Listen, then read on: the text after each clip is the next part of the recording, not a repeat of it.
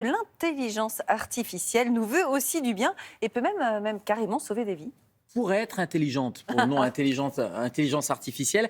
Oui, c'est la une du Parisien sur ce patient Wilfried qui fait une crise d'épilepsie. On lui découvre deux métastases au niveau cérébral qui étaient responsables de sa crise d'épilepsie. Et des métastases, ça veut dire qu'il y a un cancer primitif et Wilfried fait partie de ces 7000 patients dont on ne connaît pas le cancer d'origine.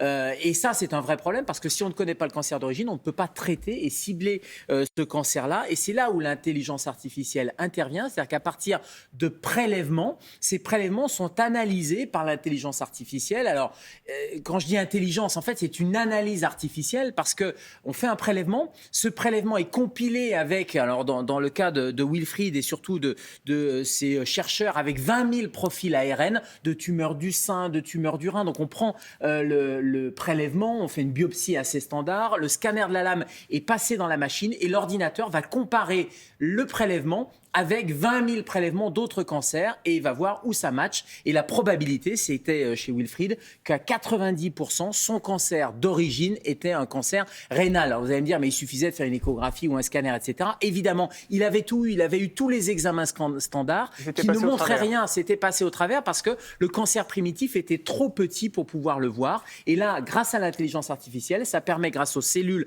grâce au patrimoine génétique, de prédire que c'est un cancer du rein et donc de cibler avant même que le cancer du rein ne soit dépistable par le scanner ou par l'IRM. Donc on voit bien que là, ça a été intéressant parce que ça a permis très rapidement de cibler un traitement et d'avoir donc des résultats sur le grade, le type de tumeur, etc. Et quels sont les autres types d'applications en médecine avec l'intelligence artificielle? Alors, théoriquement, il y en a plein. Médecine de précision, à chaque fois on le voit, notamment sur les maladies cardiovasculaires ou sur les cancers. C'est vrai que tous les cancers, maintenant, il faut un génotypage, donc il faut confirmer et avant de lancer les chimiothérapies, reconnaissance d'image. Ça, c'est assez fabuleux parce que ça permet, un radiologue par exemple, il a emmagasiné une expérience et c'est ce qui lui permet d'interpréter un scanner, une IRM ou d'autres images. Là, l'intelligence artificielle va emmagasiner des milliers, pour ne pas dire des millions d'images et va pouvoir les comparer avec votre scanner par exemple. Donc ça rend le diagnostic plus précis. Amélioration de la prestation des soins de santé, je pense aux chirurgiens, au robot chirurgical qui va permettre avec un repérage par exemple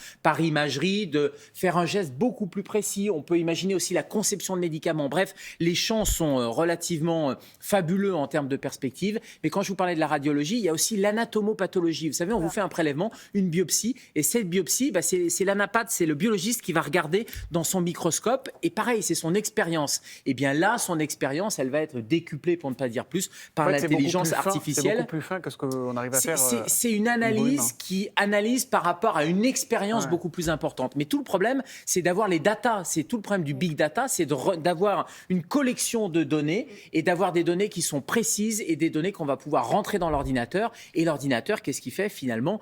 Il va analyser. On parle d'intelligence artificielle, mais on devrait parler plutôt d'analyse artificielle plutôt que d'intelligence artificielle. Parce que finalement, il n'y a rien d'intelligent, si ce n'est qu'on compare un certain nombre de choses, mais à l'échelle non pas humaine, mais à l'échelle de l'ordinateur. Donc ça veut dire que ce n'est pas demain que l'intelligence artificielle va remplacer les médecins. Non, en plus, ça rend le diagnostic plus sûr, ça va être en plus du médecin, ça sécurise, mais c'est absolument pas un remplacement du médecin.